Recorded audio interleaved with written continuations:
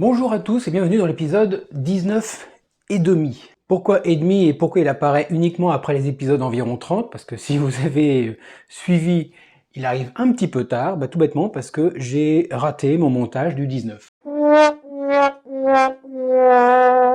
Dans le 19, j'avais deux grosses parties, et j'en ai raté une. Donc, dans cet épisode et demi, vous avez l'explication sur nouvelle bougie.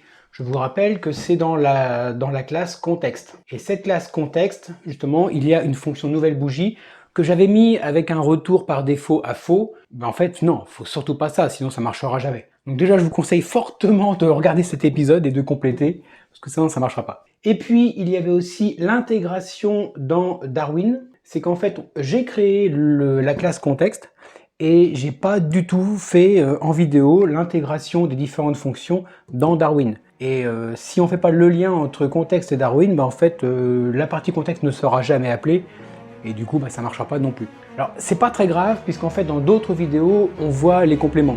Par contre celle-là elle ne sera que ici. Bon, donc sans plus attendre, on y va.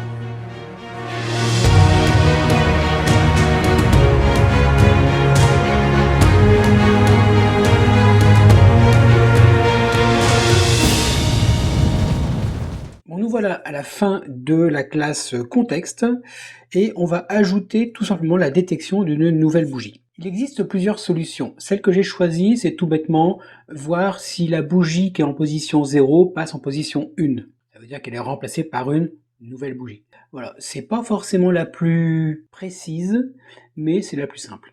Alors pour ça, je vais tout simplement garder dans une variable locale, ici, de type datetime. Je vais me servir de cette variable pour mémoriser la date et l'heure, bien sûr, de la barre 0 de la dernière bougie. Donc maintenant qu'on l'a créé, on va l'ajouter dans la partie config et on va l'initialiser à 0 tout simplement.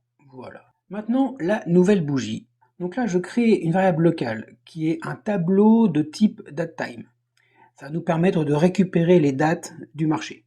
Et puis un petit booléen pour nous aider à récupérer l'information si c'est une nouvelle bougie ou pas. Alors la première chose à faire, c'est lire les temps des bougies 0 et 1. Il faut savoir que les indices sont inversés par rapport à un tableau classique.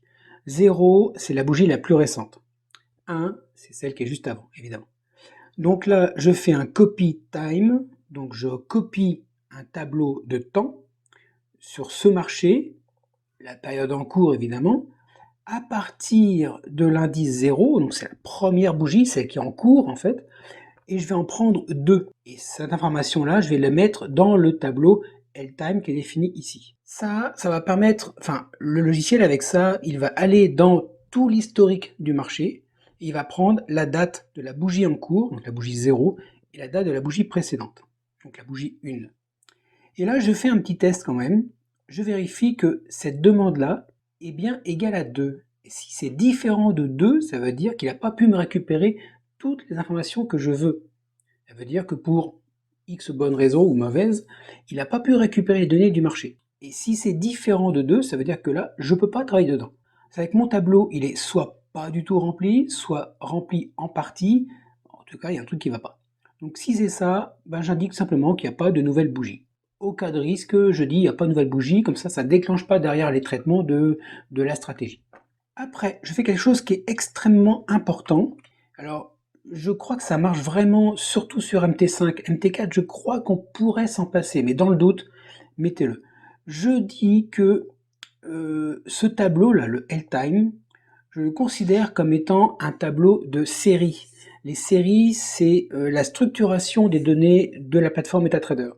C'est-à-dire que quand on fait un tableau, généralement, ça va soit de 1 jusqu'à X, ou de 0 à X, et ça va toujours, le 0 ou le 1 est à gauche, et c'est 1, 2, 3, 4, 5, etc. MetaTrader, c'est différent. Le 0, c'est toujours la bougie la plus récente. Et plus on va dans les indices supérieurs, 1, 2, 3, plus on va vers l'historique. Et là, je dis que ce tableau-là, le LTime, je le mets en format série. C'est-à-dire que l'indice 0, du coup on pourrait l'interpréter comme étant la valeur la plus ancienne. Non, je veux que ce soit comme une série, et la série c'est le 0 pour la valeur la plus récente. Non, je suis un peu fatigué, je crois que j'ai pas été très clair. Donc, on va dans l'aide, parce que là j'ai l'impression que je m'embrouille un peu.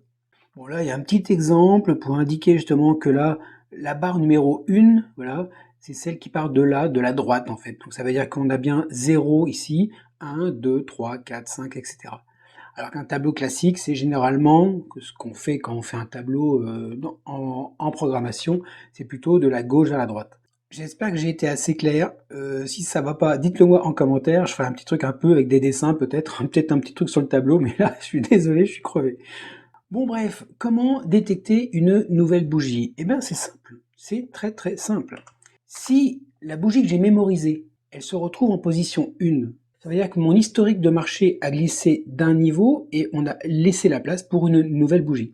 Donc j'indique que nouvelle bougie, donc le booléen nouvelle bougie, c'est égal à la bougie mémorisée et en position 1. Donc la bougie la plus vieille dans mon tableau. Et pour terminer le traitement, bah c'est simple, je vais mémoriser, alors ça c'est très très important, n'oubliez surtout pas, sinon ça ne marche pas. Je vais mémoriser ici la date et l'heure de la bougie la plus récente. À partir de maintenant, c'est celle-là qui fait référence. Si d'un seul coup cette bougie, dans les prochains appels, je la trouve en position 1, ça veut dire qu'elle a été décalée, donc il y a une nouvelle bougie qui s'est intercalée. Donc ça c'est extrêmement important. Et puis ici, bah, je retourne l'information de nouvelle bougie, vrai ou faux. Voilà, c'est pas très compliqué, on peut faire des traitements beaucoup plus complexes parce qu'il y a des cas particuliers d'utilisation de la plateforme qui pourraient générer des fausses informations de nouvelles bougies. C'est une version simple, déjà c'est assez compliqué comme ça le robot. Vous pouvez en faire d'autres, n'hésitez pas de me dire en commentaire si ça vous convient ou si vous avez d'autres idées.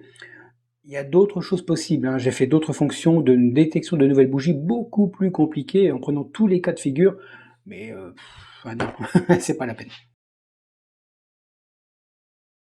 Donc on ouvre Darwin, là où se trouve vraiment l'objet. La dernière vidéo, on avait ajouté l'inclusion du fichier, donc ça c'est fait.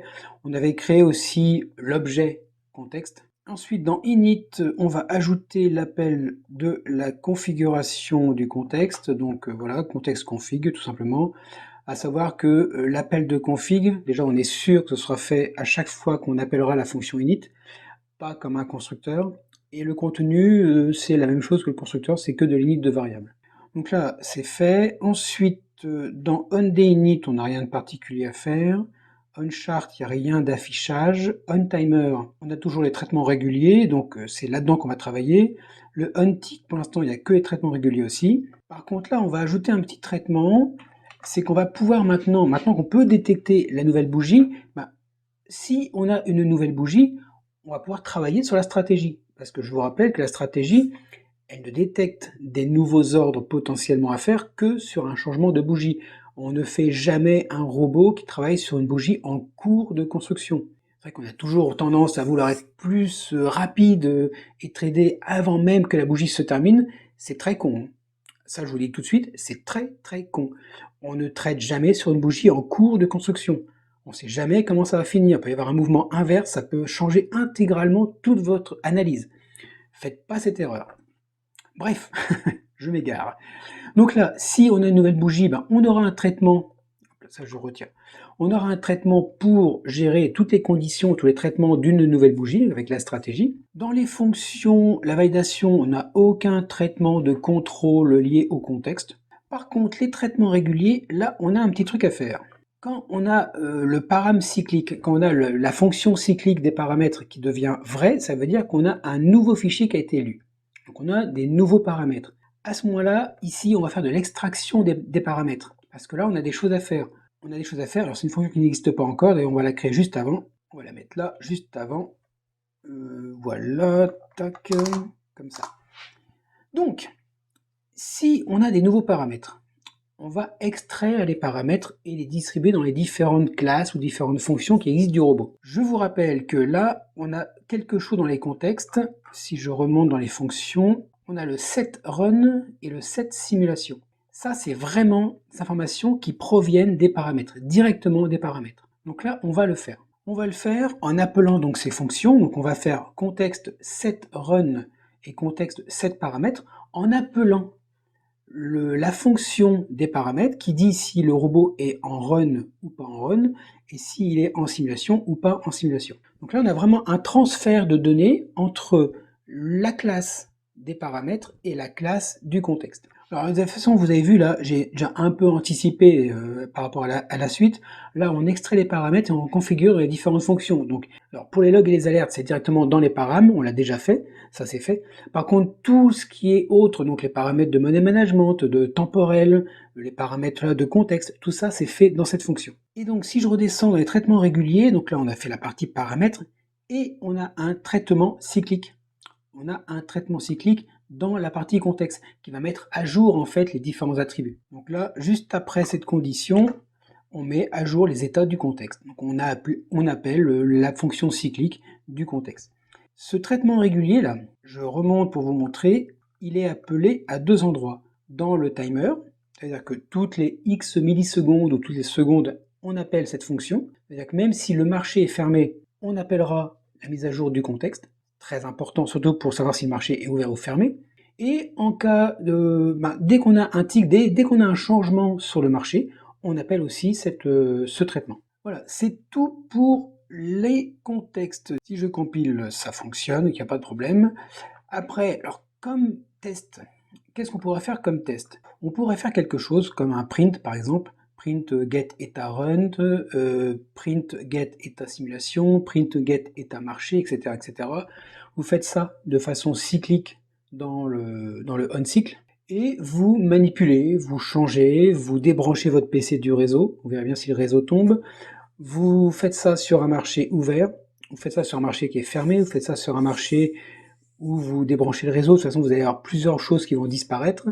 Enfin, vous pouvez faire ça. Je vais pas le faire là en séance. Franchement, c'est des choses que vous devez faire vous, et pour prendre connaissance et prendre vraiment possession du code.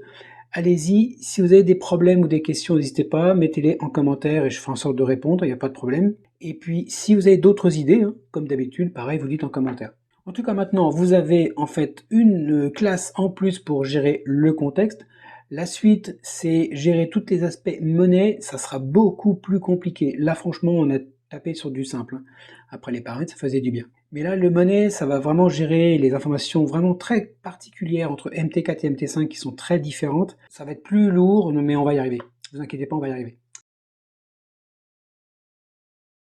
Bon voilà, vous voyez, c'est pas grand chose, c'est fini maintenant. Donc maintenant, vous avez avec le 18, 19 et 19 et demi, les trois épisodes, vous avez la classe contexte qui est au complet. Et déjà, je remercie la personne qui m'a fait cette remarque en disant, ben c'est marrant, mais dans ton truc, il manque pas un morceau. Oups, si, il manque un bout. Donc je vais maintenant rajouter, il faut que je regarde avec YouTube pour ajouter à la fin de chaque épisode un lien vers l'épisode suivant. Ça vous évitera de chercher dans la playlist et de regarder tous les numéros qui suivent, pas forcément dans l'ordre de sortie. J'en profite, juste pour info, normalement il y a 33 épisodes en tout. À savoir que le 33e, c'est les derniers tests avec la conclusion, parce qu'après, quelque part, c'est votre robot. Voilà, donc il y a environ 33 épisodes. Il y a aussi un atelier qui est prévu, alors si vous regardez cette vidéo, il est prévu le 10 mai 2025. Voilà, donc vous pouvez vous inscrire, vous allez sur le site, vous vous inscrivez. Sinon, il y a toujours l'abonnement, le partage, le like, le pouce et tout ça. Donc allez-y. Et pour finir, vous avez aussi sur le site internet tous les lots. Donc il y a pas mal de lots qui existent en fonction de chaque gros morceau de ce robot. Et vous pouvez les télécharger. Je crois qu'il y a 13 lots en tout, à savoir que tous les lots contiennent tous les codes corrigés. Parce qu'en fait, dans les derniers épisodes, il y a le backtest, les premiers tests que je fais, il y a des corrections après, des améliorations. Voilà, il y a tout un suivi, vraiment je vous montre tout ce que je découvre au fur et à mesure. Bon allez, je vous laisse, alors soit vous allez sur la 20 puisque c'est la suite de 19 et demi, soit vous allez sur les épisodes les plus récents puisque il sort un petit peu tard celui-là. Allez, à très bientôt.